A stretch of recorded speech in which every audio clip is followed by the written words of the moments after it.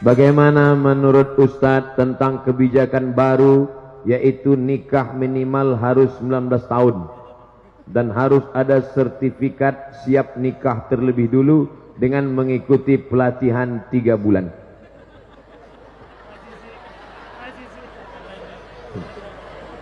Saya bicara masa depan Indonesia, dia cerita nikah.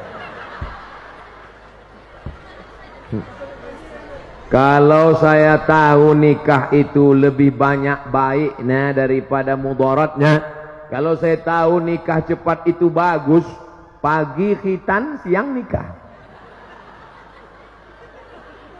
Tapi tentu Nabi juga bersabda, kata Nabi, man istata'a minkumul ba'ah, siapa di antara kamu yang sudah ba'ah. Ba'ah artinya al-qudrah, mampu secara finansial. Adik-adik, anak-anakku sekalian, kalian sekolah, kakak kelas kalian banyak sekarang. Ada di Turki, ada di Mesir, lebih 15 alumni Darul Quran Mulia di Kairo, Mesir. Saya waktu ke Mesir, anak-anak Mesir, adik-adik kelas nanya, Ustaz, kami gimana kalau nikah atau kuliah Pak Ustaz? Kuliah sambil nikah. Terus makannya gimana? Subsidi silang.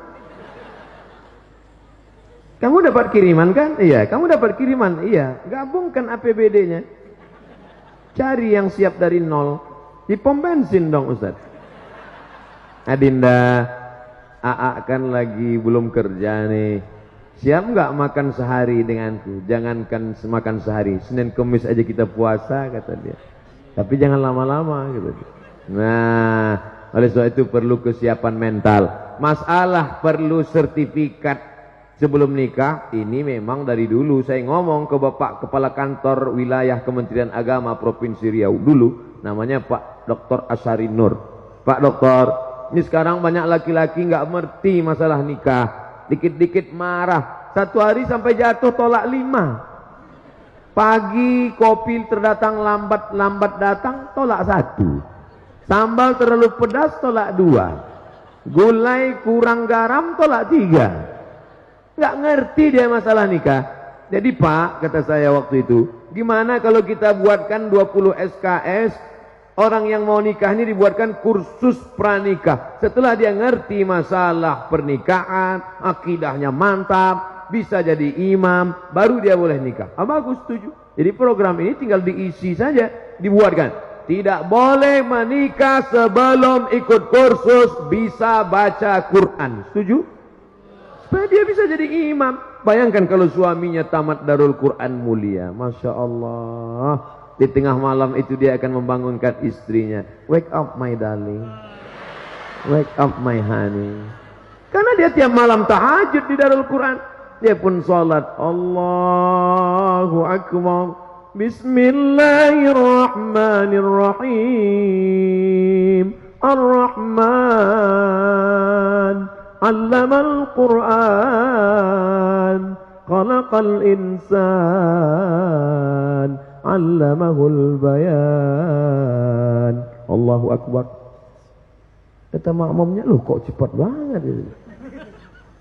Begitulah kalau suaminya alumni Darul Quran Mulia. Tapi kalau yang nggak lulus sertifikat tadi, Allahu Akbar, sampai salam nggak bunyi. Imam silent. Na'udzubillah. Tapi masih syukur masih mau tahajud. Nah, jadi ini kita isi saja. Pelatihan 3 bulan bagus, tapi isinya harus diisi dengan pesan-pesan Islami. Suaminya pandai baca Quran, suaminya mesti sholat, ngerti masalah hukum tolak, rujuk, li'an, khulu, ngerti masalah pembagian harta warisan. Ini banyak sekarang anak-anak kita yang perempuan ditipu, dibodohi sama suami yang nggak ngerti agama ini. Hei istriku, sejak kamu jadi suami, sejak kamu punya suami aku, maka segala surat tanahmu, surat mobilmu, semuanya milik aku. Karena sorgamu di bawah tapak kakiku. Ini pembodohan luar biasa. Oleh sebab itu 3 bulan pelatihan ini harus diisi dengan nilai-nilai kebangsaan, nilai-nilai keagamaan. Maka ini bagus sekali. Assalamualaikum Ustaz. Waalaikumsalam. Semoga antum selalu dalam lindungan Allah, ya. 2150 santri mendoakan saya menembus pintu-pintu langit.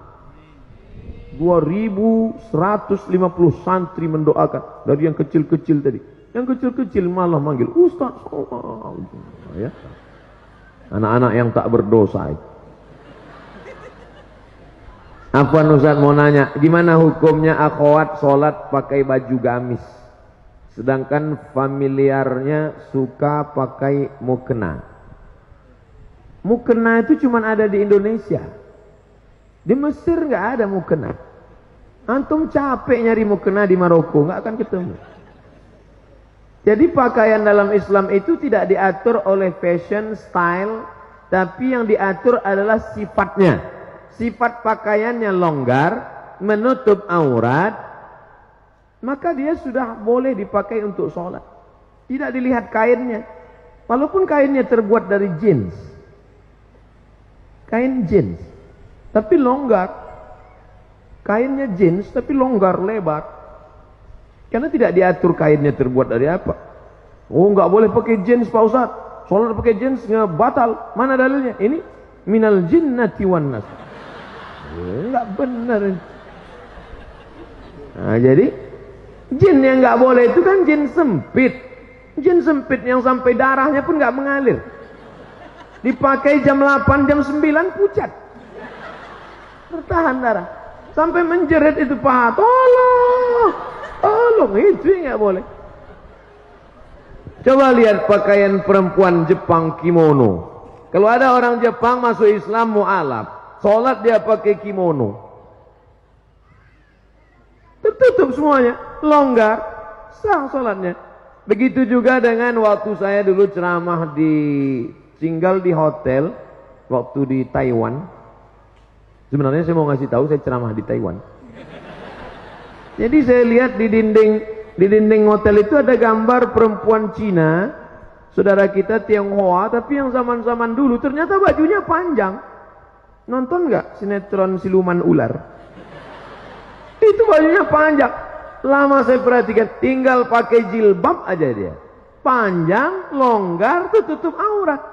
Tinggal pakai jilbab aja, sah untuk sholat. Ya, jadi agama Islam. Ya ayuhan nabi, wahai Muhammad SAW. Qul li azwajika, katakan kepada istrimu. Wa banatika, anak perempuanmu. Wa nisa'il mu'minin, perempuan yang beriman. Bagaimana? Yudnina alaihinna min jalabibihinna. Panjangkanlah kain. Karena dulu mereka orang jahiliyah pakai kain, kepalanya ditutup, lehernya kelihatan. Pakai ke bawah tapi betisnya kelihatan. Turun ayat, turunkan leher tutup dan betis tutup sampai bawah. Maka sholat dia dengan demikian, sholatnya sah. Nah, ini tentang masalah menutup aurat.